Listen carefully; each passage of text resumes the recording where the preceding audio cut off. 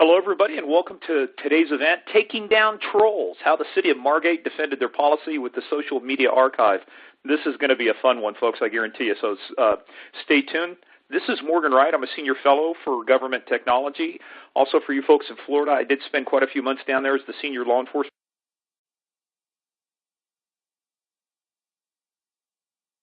advisor for the Republican National Convention back in 2012. So a lot of this is now coming together. I'm excited to serve as the moderator for today's event and just want to say thank you to everybody for joining us. We appreciate you spending your time with us, and over the next 60 minutes, we hope to deliver everybody on the call a ton of value. So before we begin, just a couple brief housekeeping notes. We will make a recording of this presentation available, and we will email it to everybody within 48 hours. Now, use this recording for your reference. Feel free to pass it along to your colleagues. Share it with a lot of other folks. This webcast now is designed to be interactive, and you can participate in the Q&A with us by asking questions at any time during the presentation. You'll see a Q&A box at the bottom left of the presentation panel. So please send in your questions as they come up. We love Q&A, so get us those things, and we'll address as many as we can during the presentation today. If you'd like to download a PDF of the slides, you can do so by clicking on Webinar Resources at the bottom of the console. Also, during today's webinar, you'll be able to connect with your peers via LinkedIn, Twitter, and Facebook. So use GovTechLive, hashtag GovTechLive to connect with everybody, and make sure that you share across the technology platform and Twitter. So at the close of the webinar, we're going to encourage you to just stay tuned, complete a brief survey about the presentation. We'd love to hear what you think. If you're unable to stay with us for the webinar, don't worry. Just complete as much of the survey as you can. Click the red survey widget at the bottom of the screen to launch the survey. Otherwise, it will pop up once the presentation ends or when it concludes. So at this time, disable your pop-up blockers. If you're experiencing anything, Reeves from On24, our crack staff, is here to help you with any technical resource issues. So let me introduce just a couple folks to you who's going to join me on the call today. So we have Allison Saffold, the Communications and Marketing Coordinator for the City of Margate, Florida, and Anil Chawla, the Founder and Chief Executive Officer. So before we do that, let's just talk about a couple things here. Let's talk about our agenda. Obviously, we've done the housekeeping here. I'm going to give you just a quick couple minutes, social media by the numbers. Allison's going to come on and talk about Taking Down Trolls, real-life case study here. And then Anil's going to come on. We're going to talk about the critical need for public safety agencies to archive social media, and then we'll do some live Q&A. So if that all sounds good, let's get started real quick. Some of you folks may recognize this lady. This lady is Kay Stevens, very famous, and one of the things she was most famous for was her appearances, besides being a star. She was on Hollywood Squares and the Password Game. Well, she helped kind of invent, I think, social media. There she is, using an early form of Twitter, putting up a card there to say, "Hello, Margate, Florida." So we just thought that was pretty cool. Always want to find a little thing that makes Margate stand out, and there it was, Kay Stevens there. So anyway, let me introduce myself. My name is Morgan Wright. Yes, that's my name. It's actually in binary.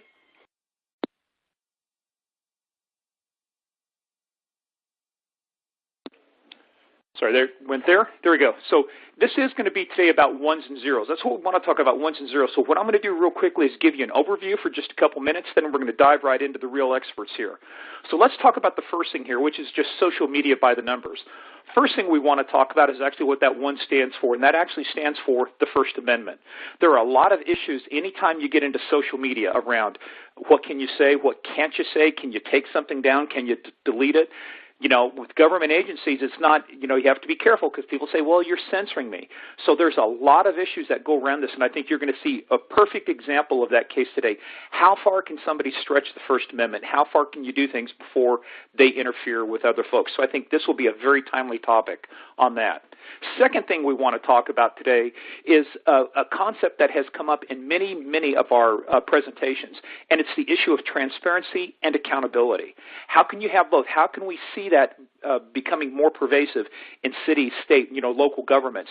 So social media has provided an absolute ability to provide that transparency and that accountability so that people can see how does government operate, be transparent about what you do in your communications.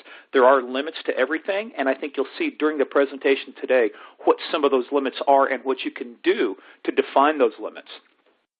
Third thing we want to talk about today, Just, count. The number 3, it's brought to you by the number 3. Third thing we want to talk to you about today is I think one of the key things, anytime before you deploy anything, three factors you should think about. First of all, do you have a written policy? If you want to take down trolls, if you want to have a social media policy, do you have it written out? What will you do? How will you do it? Why will you do it? Then you want to train people on the behavior. Think of like driving a car. First thing you do is you sit down, learn the rules of the road. That's the policy. Then you put them in a simulator. Here's the behavior we want. Here's how you post. Here's what you don't do. Once you get all of that stuff done, then guess what we do? Then we provide the technology so that you're able then to use the policy. You know what you can do. You've been trained to use it. Now, let's have fun with this. Use Facebook, use Twitter, use YouTube, your social media channel of choice.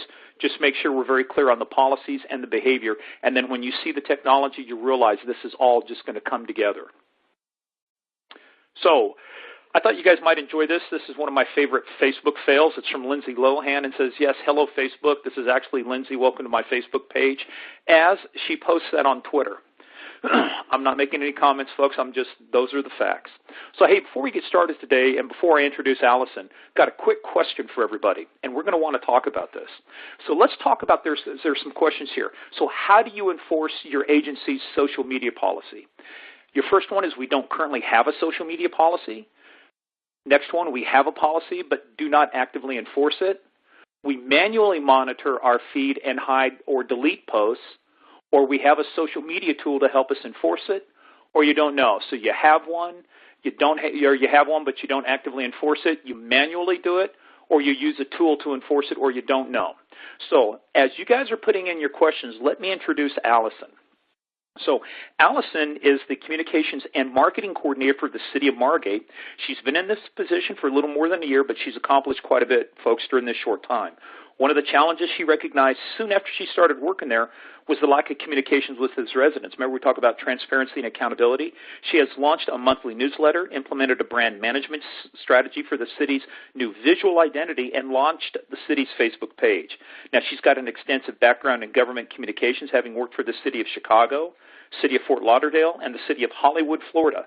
She's a graduate of the University of Florida with a bachelor's degree in journalism. She earned her master's in public administration from Florida International University, and she is a member of the City County Communications and Marketing Association and earned her accreditation in public relations from the Public Relations Society of America. So now we've given everybody time, so let's take a look at those things real quick. We don't currently have a social media policy, so that's about 26% of you. We have a policy but don't enforce it, a little over 10% there. I think the biggest chunk right here is we manually monitor our feed and hide and delete posts. Wow, that's a lot of effort going on there. We have a social media tool to help enforce it, only about 3%. 15% of you aren't sure. So, hey, Allison, as I turn this over to you, boy, that sounds like a good lead-in for what you're talking about here, especially as we're talking about dealing with trolls. So, Allison, the floor is yours. Thanks so much, Morgan. And yes, that's good numbers to know, actually. Today I want to share with everyone my experience in developing a strong social media policy for the City of Margate. Also want to talk a little bit about how I went about launching the city's Facebook page and how ArchiveSocial has made my job a lot less stressful and worry-free. The City of Margate is located in Broward County, Florida. Today we are beautiful out. It's 78 degrees and sunny. We're about 20 miles northwest from the Fort Lauderdale Airport, and we have a population of approximately 55,000 and a median age of 43 years old. These are facts that I'm sharing with you because it's good to know your community. Like Morgan said, I started with the City of Margate a little over a year ago, and when I started, the city had a Twitter account, and a smartphone app with no social media policy. So I continued posting messages on Twitter and pushing out notifications via our smartphone app, still not having a social media policy, but all the while I was conducting research to learn more about the community and what their needs were. it was clear to me that Twitter was probably not our most appropriate or favored form of social media, because at the time when I started, we had the account for more than a year, and we only had about 70 followers. Perhaps they just didn't know that we had a Twitter account because, like Morgan said, we really didn't have good communication or engagement with our residents. So my research included talking with people in the community, doing some surveys with residents at some of our community events, and looking at our demographics. What I learned from the research was that more younger families were moving into Margate. Many of the residents were using social media to stay in touch with family members across the country, and launching a Facebook page would probably be beneficial to our residents. I spoke with our city manager about it, who was very reluctant to launch a Facebook page, but he agreed to it, and I started drafting the policy. For me, the policy needed to be in place before I launched any other social media platform for the city. In preparing to draft our policy, I reached out to some of my colleagues in neighboring cities to find out how they handled their social media accounts. I requested copies of their plans. I reached out to my professional organizations that I belong to, and even some that I don't belong to, like ICMA, to just get guidelines on how to develop a policy, a strong policy, and samples of social media plans that other communities, municipalities, and government agencies were using. I really wanted anything that I could put my hands on to help me develop this plan. Most importantly, though, I urge each and every one of you to work with your city attorney every step of the way. Have him or her review your plan, review your first draft, second draft, give you feedback, ask you questions, talk through scenarios with you to ensure that all, if not most, of your bases are covered when you are launching. And again, reach out to your colleagues in other cities and find out what types of curveballs they were dealt when they launched and as they were managing their social media accounts. This will give you just great information as to what you should include in yours. No one knows the community better than you and the people who work with you.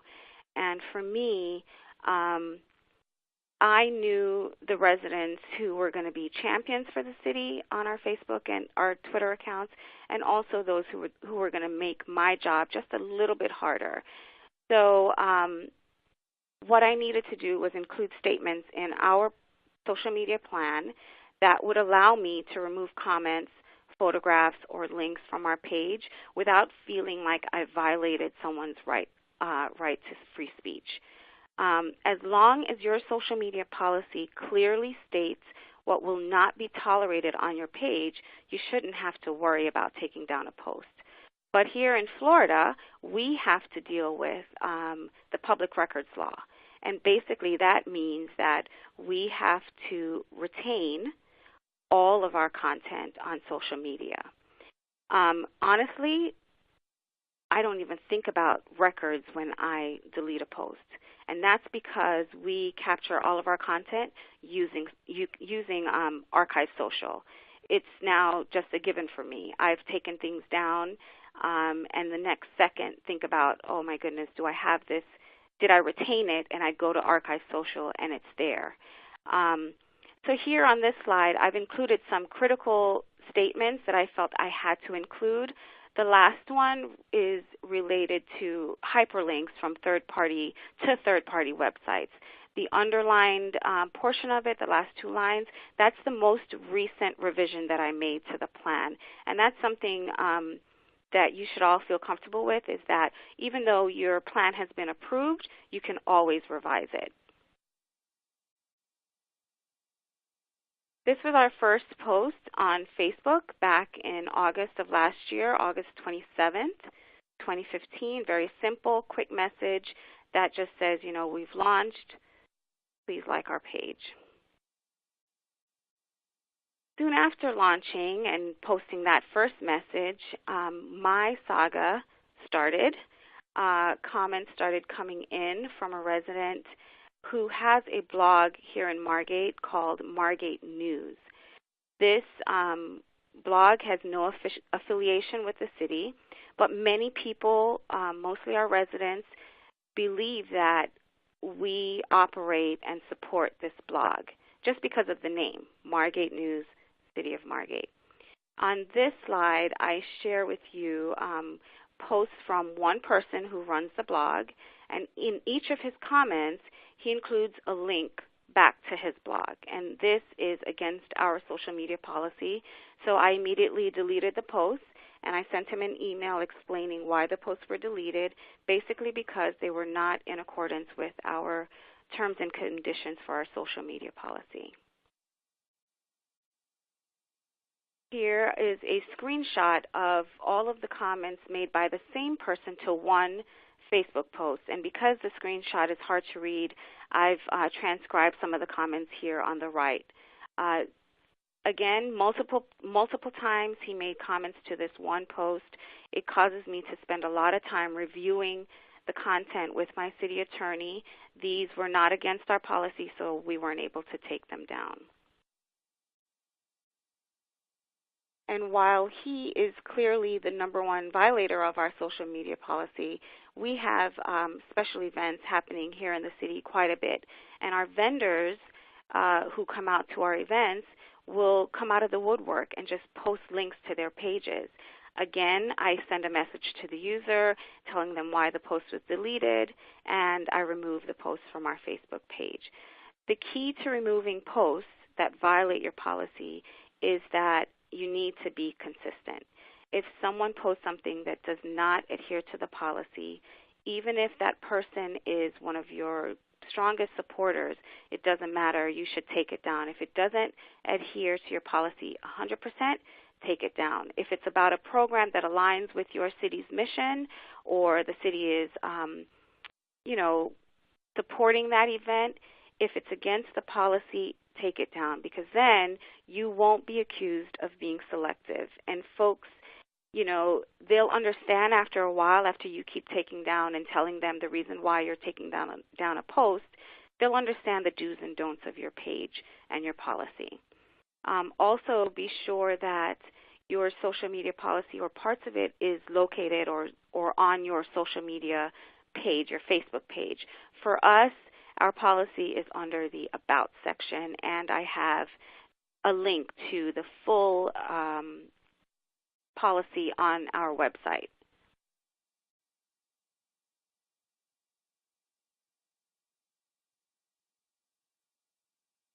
Again, the City of Margate, like all other cities in Florida, we're subject to the Public Records Law. Comments, posts, all of our content on the city's social media accounts are public records, and they must be retained. With ArchiveSocial, it's so easy to pull content for public records requests, and everything is fully automated. I can kind of say that I've become friends with Alex, who is one of the representatives there. She's amazing. She helps me every time I get stuck or I need something quickly. ArchiveSocial is just a great company to use to retain all of your records. I wanted to share with you a real example of how ArchiveSocial works for me. So I put up a post, and going back to the blogger, I'll post something on Facebook, and after I posted one message around Thanksgiving, I then received 2 emails. He sent a public records request, to our city's public records coordinator, and that's here on the left side of the screen. And he also sent me an email, which is a public record, that asked for all of the posts that have been removed or deleted from the city's page since we launched Facebook. Again, providing this information, for me it was very simple because we have ArchiveSocial in place. So what I do is I log in to our account. I click on the search button on the menu bar and put in what I'm looking for. basically I can tag or search for tags like deleted posts and get all of the information in a matter of seconds. And you get various forms of the report. So here I'm showing you that you can get a wealth of all the information you requested on the screen. So on the website you'll see a long list of the information you were searching for. You can also export it as a PDF file, which I did a screenshot here.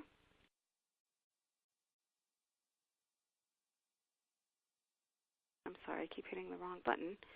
And then here you can export it as an Excel file. I like exporting to an Excel file most because I'm able to add a column to, make a note to myself as to why I deleted the post and, my communication with the user and things like that. So I was curious in preparing for this webinar. I was curious and I wanted to know when the last time our blogger posted on our Facebook page. I feel like it's been a while since I took something down from him. So I did a search in ArchiveSocial and I found that his last post was on March 8th. And again, it was a clever one. It wasn't like the ones where he put a link to his blog. But this one was clever. He says in his comment, "Did you know that Margate has an online newspaper that keeps residents posted about news in the city? Just Google, quote unquote, Margate News to find it." As usual, per our social media policy, that post or comment violates our social media policy, so I deleted it. I'm hoping that he's gotten the message because it's been 2 months or so since his last post and he hasn't posted anything since. And so in closing, I just want to thank everyone for joining us on the webinar. If you have any questions, please send them along. And here's my contact information. Please feel free to email me or call me at any time. Thank you. Hey, Allison, great job. And look, we started getting a lot of questions. So if you folks have questions out there, just keep them coming in. What we'll do is we'll tee up a lot of these for the Q&A. We've already got some great questions about how we do things, what do we do with them. So we're going to make sure that we get to all of this stuff. So Allison, again, great job. Let's keep the Q&A coming in. So let's go, before I introduce Anil, let's go to our next poll question. So how is your agency currently retaining records of social media? So first one is we're not retaining our own records and rely on the networks. Second of all, you take manual captures like screenshots or copy and paste. Third, you use a personal backup tool like Backupify, Social Safe, etc. Fourth, you use an automated solution for archiving. Or fifth, you're already a happy ArchiveSocial customer, so you're not retaining them, you rely on manual captures, you use a personal backup tool, an automated solution, or you're already a customer. So before I get to the answers, let me introduce, first of all, and it's always great when we get the CEO and founder on the phone for these. So Anil Chawla is the founder and CEO of ArchiveSocial. Now, it's the public sector's leading provider of technology to help government agencies archive and manage risk. Folks, there's a lot of risk with social media, as you're seeing today. ArchiveSocial partnered with the state of North Carolina in 2010 to launch the world's first open, interactive archive of social media. Since then, ArchiveSocial has enabled hundreds of government entities such as City of Orlando, Palm Beach County, and Fort Lauderdale to maintain records of social media for legal protection and public records requirements. The company was selected for the prestigious Code for America Accelerator in 2013, and in 2014 recognized as a cool vendor in government by leading analyst firm Gartner and honored as the GovTech 100 company earlier this year by Government Technology magazine. Anil now taking on a new duty. He's also co-hosting the GovTech Social podcast. So if you guys haven't checked that out, go look for it. It'll be on iTunes and on ArchiveSocial's main page. You can find that information there. So before I turn the floor over to Neil, let's just get our results. So right now we're looking at, it looks like 30% of you do not retain your records and just simply rely on the networks. About 17% of you take manual captures. 13% use a personal backup tool. 8% of you have an automated solution for archiving. And 30% of you, wow, 30% are already a happy ArchiveSocial customer. Anil, this has got to make you feel good going into this presentation. Morgan, it absolutely does. I really appreciate the introduction. About a year or a year and a half ago, we ran a similar poll with largely organizations out of the state of Florida, And regardless of Florida or not, what we were seeing across the country was about 70% of agencies were relying on the social networks to have their data, and they didn't have the data in their own control. And I'm really happy to see that it's down to 30%. A lot of you are doing smart things there to keep the records yourself. So really great to see that. I also want to thank Allison for the walkthrough there in terms of social media policy. Allison's absolutely right that you should consult your city or county attorney on this issue, but that was perhaps one of the best expressions that I've seen in human language about how you can actually address these issues that compose that policy that may become a little bit more complicated as you get the lawyers involved. One thing to note there is that you don't have to invent a policy yourself. I saw that about 25% of you don't have a social media policy today. That's a huge number still of agencies to go without a policy. It's an absolutely critical foundation for your social media presence. We encourage you to take that social media policy from another agency. Looks like Margate has a great one. We at ArchiveSocial also have a free policy template that we've compiled by looking at what agencies are doing. So Allison and I are both happy to be resources to you to give you a starting point for your own policy. Now switching gears back to the record keeping, again, really happy to see how many of you have taken action on record keeping. That's something that I'm going to talk about today. I'm going to approach it largely from the standpoint of real life examples and case studies of why it really matters to have social media records. Allison already gave us a really compelling story there. Everybody has trolls. In this case, the troll, this individual made a public records request, and it was important to be able to produce that information. But I'm going to provide a handful of case studies to paint a broader picture for you on the importance of record keeping if you're not keeping records today. I do want to discuss record keeping options as well, because it's important to understand your options, and every agency has a different situation in terms of budget and in terms of how you're using social media. And so I want to lay out a handful of different options. I really appreciate the kind words about ArchiveSocial thus far, but there are different options available to you, and I want to be a resource to you and give you the different types of options that you may explore. I will touch on the automated archive that we were able to see here in the presentation, just so you could see what it looks like dynamically to search and find content. But one area that I want to drill down a little bit more is talk about how not only does an archive have the data for you, but with a really good archive, a solid archive, you have a foundation there to use for your communications efforts, to pay attention to what's happening on your social media so you can better enforce policy, be alerted of what's happening, and analyze and report on what's happening on a more active basis as a social media communicator. So we'll have that discussion, and then of course we're here to answer your questions, so please continue to use the Q&A window. Now to get things started, we're talking to an audience largely out of Florida, so a topic that's always at the top of our minds in Florida is the public records issue. This is a topic that, Florida being a state that leads on this topic, that I think is well established at this point, as we've seen that most folks really do perceive social media as a public record, as they should. But as a quick reminder here, the reason why social media is a public record is that it's all about the content and not the physical format. In other words, if you have a complaint from a citizen, it doesn't matter if they wrote that on a piece of paper, if they put that in an email to you, or they sent it to you on Twitter in a direct message. A complaint is a complaint. And that's been established across the country. Specifically in Florida, the Attorney General's office has come out since about 2010 with guidance around social media. And here's the latest version from 2016, where the Attorney General's office, talking about Facebook, says that a Facebook page's content would presumably be in connection with a transaction of official business. Of course, you have to apply the definition of public record. Not everything needs to be retained forever, but there is content on your social media that is valuable to be for retention purposes. It is public record, and you need to retain it. And the Attorney General uses Facebook as an example, but there's no reason to constrain to Facebook. The same principle applies to Twitter, Instagram, Pinterest, Google+, and all the other networks out there.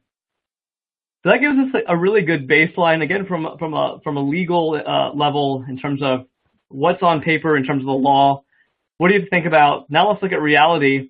If you are still relying on the social network, we have a really interesting study to share with you. This is a topic where we've long understood that social networks will not have your data forever. They have made no guarantee to you. Even if Facebook is perfect about keeping what needs to be there according to the users can decide to delete something. And when the user decides to delete something, Facebook has to honor it and remove it. And so we ran a study in the month of January. This is a pretty fresh off the presses here, to see what is happening on Facebook. we sampled 400 government agencies across our customer base as a sampling, and we found that nearly 7,800 records were deleted from Facebook during that time. Now, we're able to do this because our technology interfaces directly with Facebook. We can detect when something's deleted, but Facebook doesn't typically notify you when something's deleted. You may not delete something, but your citizens can. It can disappear underneath you without you even knowing about it, and our technology is able to detect it. And so we were able to figure this out, and it was pretty eye-opening even for us to see this, that out of those 400 customers, about 75% of them had at least one deletion, and of course, some of those customers had several dozen deletions to create this large volume of 7,800 records. We've continued to monitor this after this official study and are seeing, if not the same level of deletion, but actually an increasing level of deletion. So really eye-opening. This is why you need to get this data in your control, as many of you have started to do so. Now, why is this data valuable? Let's talk about social media as a true public record. Again, not everything on your social media is a public record, but you have to get it in your control first, and then you have to figure out what's valuable and what's not. And the best thing to do here is just talk about a few broad examples, and then I'll dive into case studies. And I wanted to give you examples that everybody could understand that you may have seen in the national media or in even your local media. And starting in the top left here, we're all familiar with the tragic circumstances out of San Bernardino. And when that tragedy unfolded, the county sheriff did what they needed to do, which was get information out to the public, let them know there's an active shooter. They used Twitter because that's the fastest way to get information out, disseminate it, let the audience virally spread it. That's the power of social media. That's exactly what they did.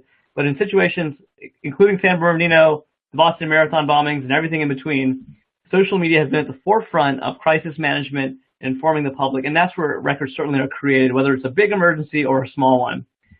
Speaking of small emergencies, smaller emergencies, I should say, in the bottom left, my home city of Durham, North Carolina, where we're based, had an outage, as many regions have, with 911. And when 911 became unavailable to Verizon customers, the only way to inform folks was to get something out immediately on social media to let the Verizon customers know how they could reach 911. Back up to the top right, it's not just about natural disasters and public safety situations. Sometimes situations in the virtual world can affect you in reality. Many of you in Florida will be familiar with this, but this was actually international news where the city of South Daytona had an incident. A woman posted a photo of a dog with its mouth duct taped, really a horrible photo. It was in bad taste, and the woman had tagged South Daytona as her location. It turned out that she wasn't remotely close to South Daytona. She was actually up here in North Carolina, but South Daytona felt the brunt of this in terms of public anger and outrage, where the citizens immediately hit the Facebook page complaining and saying, why isn't the police doing something about this? Now, a testament to social media is that this town that typically has a very modest social media presence, just a few interactions a day, now had 24,000 comments on this one post coming in. They immediately jumped on the situation, began to track down where this woman is, and use social media to keep everybody informed. And by the end of it, when they finally located this woman, the public's sentiment had completely flipped, and they were applauding the police department for what they had done. So that's the power of social media. But throughout this process, that information around this case was gaining national attention, and national media organizations were making records requests to the one-woman staff at the communications department to produce all this information. So again, social media content could be at the center of a media story and has been many times. And then finally, you can step out of all of these really extreme circumstances and just look day to day at your social media. Fundamentally, your agency is on social media to serve the citizens, to communicate with them, to hear back from them. And we see day in and day out that customer service happens, and inside that customer service, these interactions are only on social media and they're creating records. Bottom right, we have the Austin Code Department that's being informed that there is a situation where the grass hasn't been cut around the sidewalk and it's out of code compliance. And a citizen informed them, and they were able to respond back, and this happened on social media. Hopefully it doesn't lead to a legal situation, but it is a record that needs to be maintained. And those are the kinds of situations where we're seeing this happen, and the importance of having record keeping. Now, having this information out on social media, admitting that it is public record, that social media is generating records, those are the kinds of things that have happened over the past few years where agencies across the United States have come around to social media as an important public record. But the next question is, when has somebody actually asked for it? Do I really need to produce it, or can I just send folks off to Facebook and Twitter to find it themselves? Well, we already talked about how Facebook may not have your data, and there's more data being lost than most people realize. But fundamentally, you as an agency do have that obligation to fulfill a public records request. We have one very specific example out of the Seattle Police Department. This is actually from 2 years ago, when a citizen was following the Twitter feeds for Seattle PD, thought that some of the information may be incorrect or invalid now, wasn't sure if what was on Twitter was still accurate, and so they tweeted at Seattle PD and said, "Can you give me the archives of all the tweets, and please consider this a Public Records Act request?" So in other words, this citizen made a public records request for social media, using social media. It's really a sign of the time, folks, and Seattle PD, of course, directed the citizen to a web form, said, you have to submit a proper public records request through our website, but yes, we are responsible for producing this information. Give us a few weeks. Now, that's a very specific contrived example. It happened out in the real world, but it's typically not what we're seeing, and probably what you haven't seen yet in your agency in terms of getting a specific request for a Twitter feed or a Facebook post. It does happen, but you may not have seen it yet. But what you probably have seen are general public records requests that certainly include social media. Requests that say any and all documents, all notifications of the street closure, all emails of communications. Thinking about how social media has become more and more important as a frontline interface to your citizens. When you are closing down a street and you're doing that on short notice, you're probably putting that out on Twitter and Facebook. And certainly this records request would include that social media content. So that's a high level, giving you some broad examples there of how social media can constitute a record and when it does.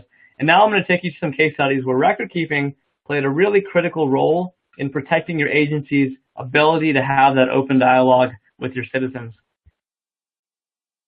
So we'll take, as I scroll along here, I want to make sure that the slide deck is keeping up. And let's see if we're on slide 47 at this point. All of you should be seeing that. And this is the first case study that I want to share, again, out of our customer base. So these are the stories that may not have hit national media, but it's what's happening day to day in real agencies. And starting in the upper right corner, there's a lot of discussion about First Amendment and the risk of third-party content showing up on your site. Fundamentally, we found that having that dialogue, allowing it to happen in a two-way fashion is really important and powerful for your social media to provide the benefits that you can achieve as an agency on social media. You should have a really clear-cut policy, as Allison explained.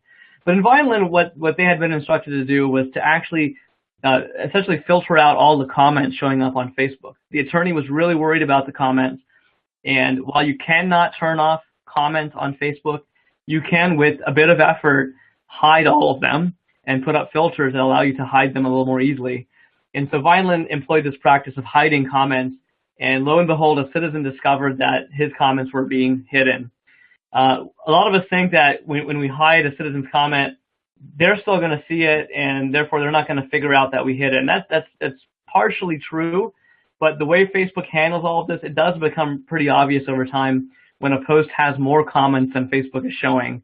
And so the citizen figured this out and contacted the PD and said, "You're hiding my content. It seems like you're hiding a lot of content. You can't do that. I'm going to issue a public records request once a month, every month, so I see what you're hiding." And he followed through with it, and the police department for a while was going through the manual practice of scrolling through Facebook, screenshotting everything, and sending it over. A really big distraction from doing what the PD needs to do and wants to do, spending their time really protecting the citizens and informing them. So they ultimately put an archiving system in place where if and when that request comes in again, it's 2 clicks in 2 minutes, and it's not a distraction anymore. The next case study is coming out of South Florida, not too far from Margate, where one of our customers had a situation where the police department wanted to share what they thought was helpful information about a local company that may have been operating as a scam. They had been informed from a local law firm that this company was operating as a scam, so it was trusted information. Put that out on Facebook, and then, as you might imagine, the company did not agree. So the company complained. The police department then removed those postings. And lo and behold, several weeks later, the company came back with a lawsuit saying that their business had been damaged. And in that lawsuit, they asked the city to produce all communications about the company being a scam, including what would have already been removed from Facebook. And so this is a bad legal situation. This is the kind of situation that, unfortunately, agencies being a target of litigation will get into, and perhaps when something is misconstrued. But the silver lining here is that the city was forward-thinking with their archiving, and when this discovery request came in, they were able to easily produce that information rather than starting off on the wrong foot and saying, well, you told me to delete it, I don't have it anymore. That would be a really bad way to start a legal case. So again, this plays a role. It may not be a situation that's all about your social media, but your social media touches it, and it's important that you have the appropriate protection in place so that when a legal situation arises, it doesn't bog you down. The next slide here is coming out of, I got to manually push the slide forward, so hopefully you all are seeing that. Yeah, San Marcos, Texas. This is a city in Central Texas, and as many of you know, Central Texas endured the worst floods ever recorded in Texas last year. And San Marcos had fortunately put a social media archive in place just in time prior to these floods, because when the flooding happened, a massive natural disaster, they used social media to really inform the public, get the information out. And then after a major crisis like that, inevitably there was a spike in public records requests, both from the media and citizens. Many of them touched social media, and they were able to produce that information. On top of that, they then used their social media archive to create a disaster timeline and analyze the response on social media, and even analyze the types of topics the citizens were interested in and communicating about during the flood. And all of that proved critical when the city was again hit with a flood just 5 months later. So again, archiving fundamentally meets your legal requirements, but there's a lot of value in there for you as a communicator in terms of having this information and being able to search it and navigate it. And across the country, as we make this tour around the United States, Santa Barbara PD, this is another police department, again, doing their job. And in this city, the city had decided to employ a gun buyback program, which is obviously a very controversial issue. But the police department had to implement that program. And it created a firestorm on their social media page, as you might imagine. And the city actually had been holding off on archiving as something they thought they probably should do eventually. But the PD decided to go ahead and start a free trial. And just 3 weeks into the free trial, after this gun buyback program, the NRA showed up with a public records request. So if an individual citizen issues a public records request, you may be able to deflect it. But when the NRA shows up, or a large advocacy group like that shows up, you really need to be able to respond to it. They were able to do it very easily, and nothing else came out of it, which is exactly the result you want, where this does not become a distraction or a threat to your day-to-day ability to communicate with the citizens, and 99% of the time have a very productive conversation. And finally, across the country in Spokane, Washington, every agency that we've talked to at a baseline is just using social media, if nothing else, to inform the public of what's happening in the city or in the region. Obviously, there's many other benefits. Most agencies are doing much more than that today, but this really highlights how legal situations can really touch anything you do. Spokane was simply communicating about a local kayaking trip over time, and unfortunately, a young individual fell off the kayak on one of the trips and died of hypothermia. The lawsuit came out, and it included the city because it asked the city to produce all communications related to the kayaking trip, related to the advisories of when the trip would happen, when it would be canceled. And so not at all related to public records, not even directly something the city did, but because they had communicated about this event, they were pulled in the lawsuit and had to produce 2 years of Facebook content around this kayaking trip. And Spokane actually said that without some kind of archive in place, they may not have been able to produce the records in time to meet Washington's requirements on turnaround time, and they would have faced fines for not being able to produce public records. So a lot of situations where record keeping is really important. I hope I've really made that case to you. So now what I want to do is present you with the solutions on how you can keep records. And where I'll start is, of course, we don't want to treat social media as a one-way communication, and we don't want to rely on Facebook and Twitter to have the data for us. They've never made that guarantee, and we've seen that the data disappears. One other thing that I'd recommend you all start to move away from, I saw that some meaningful percentage of you still had a screenshotting manual approach in place around the record keeping of social media. And I think screenshots are a great stopgap. If you don't have a record, it's better to have some record. But what we've learned over time is that this is just not a strategy that's going to hold up for you. So if your agency is relying on screenshots, I strongly encourage you to look into some other automated record keeping process, because it will take up too much of your time to do it comprehensively. You can't actually be comprehensive because social media is so dynamic and comments are always coming in. And you can spend all your time, 20 to 30 hours a month doing this, And ultimately, a screenshot's not a very good record because anybody can Photoshop anything, and screenshots don't have the full picture. They don't have all the technical metadata that's required in an electronic record for legal purposes, and really can't keep up, again, with that dynamic conversation. So that's something you can do if you have nothing else, but I want to start with giving you an automated approach here.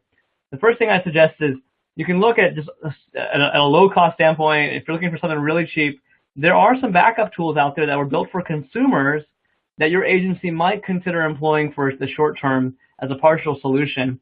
One of the tools that comes to mind is Digime. Used to be called SocialSafe.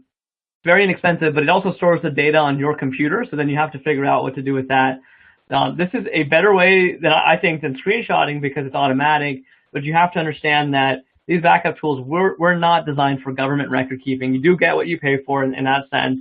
The capture is not as comprehensive, and most importantly, it's not as searchable. It's really, really difficult to do the kind of records requests, fulfill records requests, the kind of record drill down that you need in a typical system that you would use for public records, public information requests. So these tools are a stopgap as well, but they are automated. So I certainly encourage you to look at that if you are completely budget constrained and or need to employ a short-term solution before you move to a longer-term solution. That longer-term solution has to be some form of archiving. Just like you archive your email, there are many archiving products out there that now, in some way or another, can archive social media. And I recommend that you evaluate those options. One area that I want to focus on is this concept of all-in-one archiving. There are tools that are built for email archiving or website archiving that also bring social media in the mix. And what I strongly encourage you to do is evaluate these tools. There may be a benefit to working with one vendor, but on the other hand, you have to make sure that the social media archiving is just as strong as the email archiving. It's just as strong as that web page archiving. Those types of content are all very, very different, and you don't want to employ a shortcut on social media because of how in the public this content is, all the case law that we're seeing around it. You don't want a solution that may be converting social media to email or treating it like a web page because there is data loss. One of the main vendors in this space is actually facing a lawsuit right now because of alleged data loss for converting data. You don't want to take shortcuts on this if you're going to employ a solution. And so find something that can really help you search that content and replay it and treat social media as a first-class type of content. And that's really what I want to arm you all with, or how you make that determination. And I have 4 criteria for you, the 4 most important factors. The first is frequency. How quickly can you get this data in your control? Many solutions may do this once a day or once every several hours. You want to get this data in your control as soon as possible because it is being deleted, it is being lost. With us, we have real-time capture on Facebook and continuous capture on the other networks, and making sure that we minimize that data loss. You want to be comprehensive because this is a public conversation generally, and it's better for you to have more of the information than less. You want both sides of the conversation, and you want what's called metadata, which is more than what meets the eye. So a tweet may be 140 characters, but a tweet actually has 2,000 characters of electronic information embedded in it that you really want to capture to have a complete record. Authenticity is very critical because ultimately you're doing this for legal purposes. This is really where the consumer backup tools fall short. If you are in court and your evidence is a Facebook comment or a tweet, you want that post to hold up in court. You want to be able to prove that it's authentic, that it hasn't been tampered with. And then finally, context. Again, this is another area where many tools that are not designed for archiving really fall short, is how good of a context you have around that social media record. If you have a Facebook comment, do you have that whole conversation? Can you replay that conversation that happened 3 years ago and had 100 comments on it across 3 weeks? Can you replay that Twitter timeline?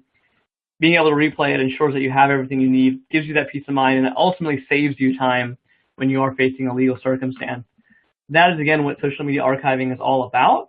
I wanted to give you a quick demonstration here, just as we have a few moments left, so you can see the archive that Allison demonstrated to you in her presentation in more of a live fashion, and exactly see what it looks like to search for some of that content. As Allison mentioned, this is the archive for Margate. This is a search interface. So in an ideal archiving solution, you have the ability to search across state ranges, search your entire archive of social media. You should also be able to drill down to specific content if you're looking for just Twitter information, for example. You should be able to drill down to specific accounts if you have many accounts. And then you should have the ability to search across all sorts of attributes. Who sent the communication? Who's it to?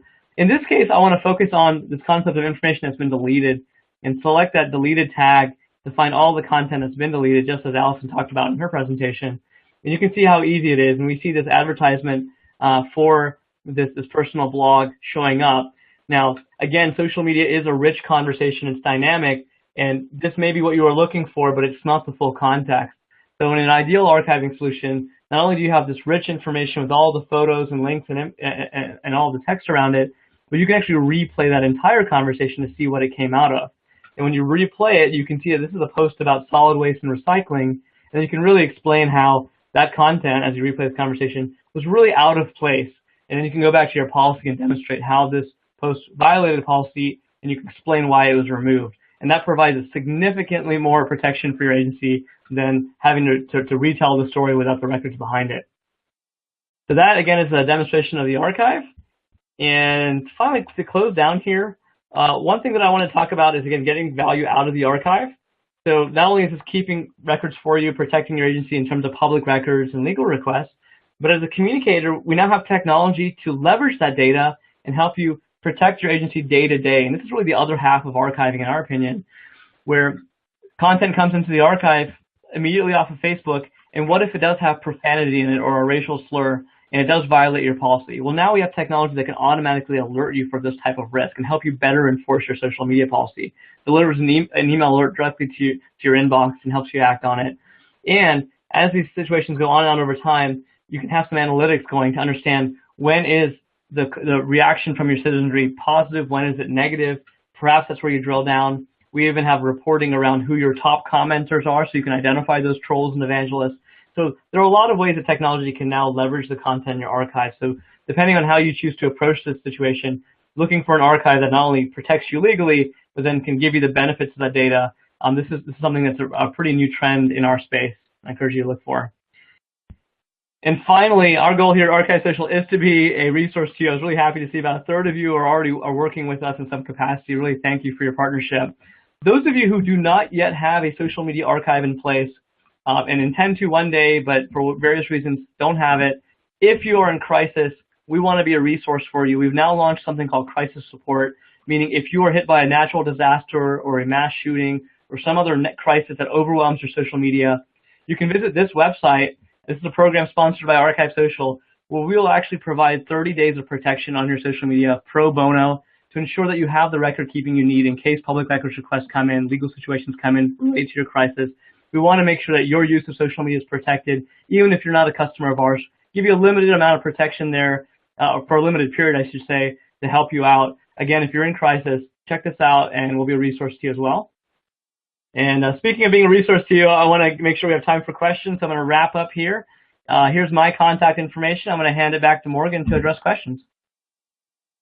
Hey, great job, Anil. As you guys saw, I mean, there is a ton of stuff here. In fact, there's a ton of stuff. We have a ton of questions. Let me wrap up a couple things because we're going to get right to the questions here. So since we're getting close to the time today, let's jump into that. A lot of you have been asking about copies of today's presentation. Again, down in your webinar resources widget at the bottom, you can download a PDF. 48 hours from now, we'll provide everybody a link to this recording that you can share. So let's dive in real quick here to our first question. So we actually have a couple. So Allison, with you, we're going to throw a couple your way, and Neil, we've got some for you. So Dane Weister, I think, from Orange County, wanted to ask, so do you respond to the poster each time you delete or hide a post, Allison, like the one we were just talking about here?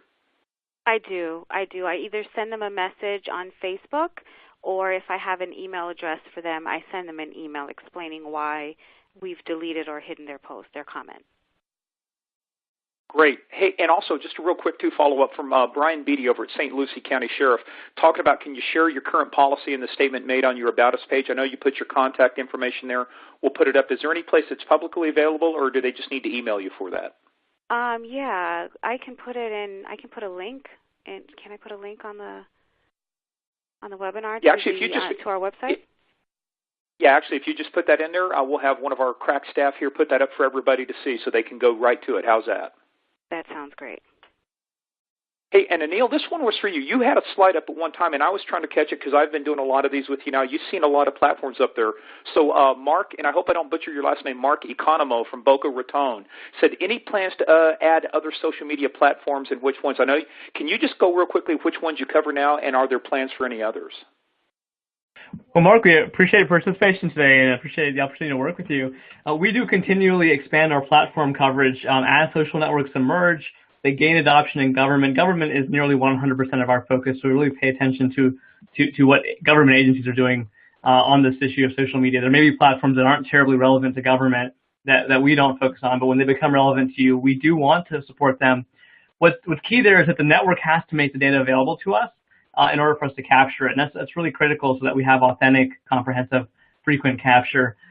We are paying attention to this. Just to give you an idea, just in the last 6 months, we've added Flickr, Pinterest, Google+, among other networks, and we're actually adding a few more. So if you've got feedback on that, I'd love to hear what you're using today, and we'll work to support it.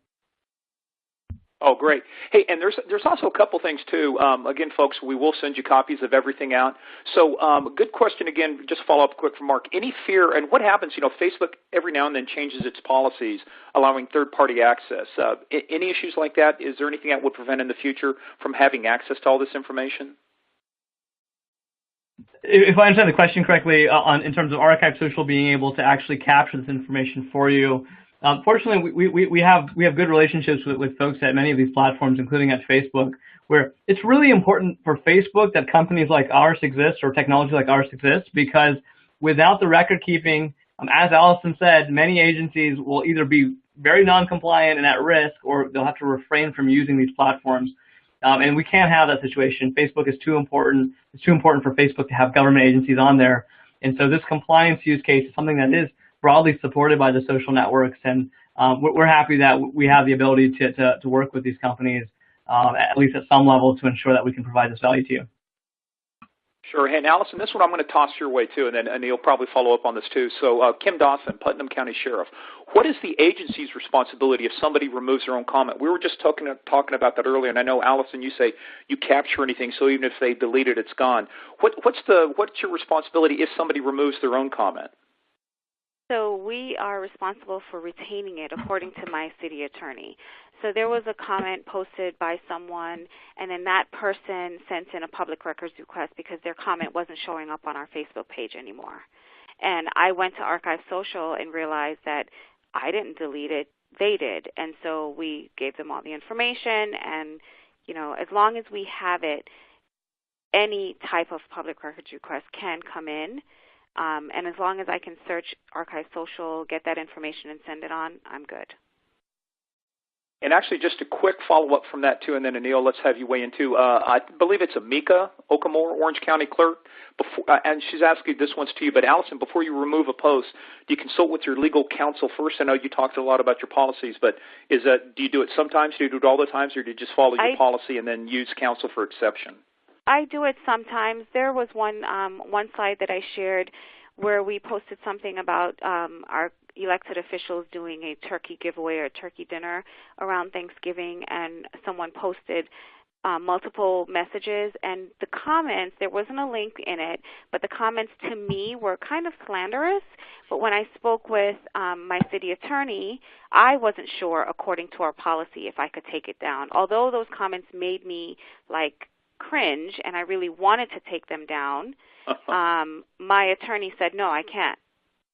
So it depends on, how I feel. If I feel really that it's pretty clear that I can take it down, I go ahead and take it down. But if it's kind of on the line and I question it, I go straight to my city attorney. Outstanding. Morgan, just to comment. Go ahead, Anil, sorry. Yeah, just to comment on that, with our work with agencies across the country, there are always situations where you'll have to consult with the attorney to figure out the gray lines there. But one of the practices that we've seen really work effectively is for an agency to devise a flow chart of sorts to help everybody who is front-facing on social media make that decision.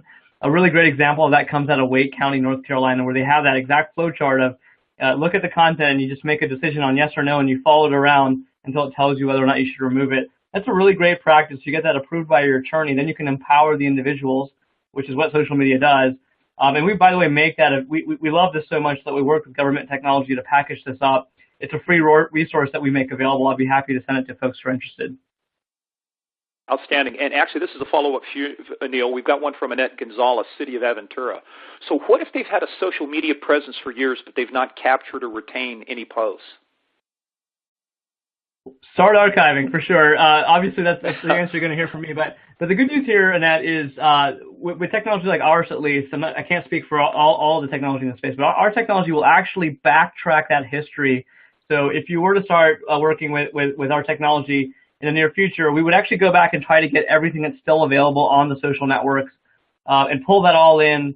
We do that at no cost in terms of our company, and it gives you that level of protection for that existing content. Of course, content that was deleted and lost is gone now, but we can get what we can, and we'll get that in the archive. And look, folks, we're coming close to our time. I want to get maybe a second quick question in to Neil. We've also had a lot of I mean, you have that free service out on the crisis one, but we had a lot of questions about ArchiveSocial in general. You know, how much does it cost? You know, things like that. So let me toss that to your way, and then we'll finish up with Allison. Sure. So the great thing about archiving technology today is out in the cloud, it really brings the cost down for something like this. Most archiving products are you know, a few $1,000s a year. We've intentionally priced our service to be under $5,000 annual for 85% of public agencies out there. We want to make this accessible at what we see as a discretionary spend threshold. And then we do have price points lower than that if you have a smaller presence. We obviously go higher than that if you have a very active presence. One thing that's really important for us is at that price point, most of our pricing plans are all about how much activity do you have on a general basis. We don't want to limit how many Facebook pages you have or Twitter pages, because how you organize your social media is really irrelevant. We're really interested in how much you're using it, how much interaction is happening, and we put you in the right bucket. And then, of course, we accommodate you if there are spikes or any crisis situation. We don't cut off your archiving immediately or overcharge you for 1 month of going over. We really want to work with you guys. And so we make that really easy. And you can check out our website. We make all of our transparent pricing transparent, I should say. Yeah, and real quickly, Allison, last thing for you, we're going to wrap up. What's been the best lesson you've learned now that you started archiving? What's like, you know, what has it really saved you? You know, what has been the one real key benefit now that you've been able? How much work has it saved you, basically? It saved me a lot of work and a lot of stress. Before we had ArchiveSocial, with the Twitter account, because when I started we didn't have ArchiveSocial, I mean, there were times when we would get requests and I'd have to go to Twitter and try to figure out how to pull a record and all the comments and how it's just so much easier. That's the biggest benefit for me, is that I don't think about a post or a comment that I delete because I know it's there. Yeah, and look, guys, we have so many more questions, and I'm sorry to a lot of you folks out there. We just cannot get to it. We've got to stick to our 60 minutes, and I'm 1 minute over, so that's my issue. But, hey, look, folks, we're at the end of our time today. I want to thank everybody for being here, but I also want to thank especially Allison from City of Margate for the great information that she gave, and also, obviously, to Anil and our corporate sponsor, ArchiveSocial, for doing such a great job for us and helping us bring this to you folks. So if you folks have any questions at all, remember, we'll send a link out. We're going to get this out to everybody. Make sure that you fill out the survey. We've got some more webinars coming up.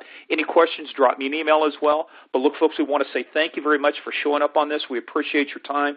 This is how you deal with internet trolls. Just make sure you got the policy, you got everything laid out like this, and you guys will have smooth sailing. So on behalf of Government Technology at ArchiveSocial in the City of Margate, I want to let you guys get back to work now. Have a great afternoon, and we'll see you on another upcoming webinar. Thanks, everybody.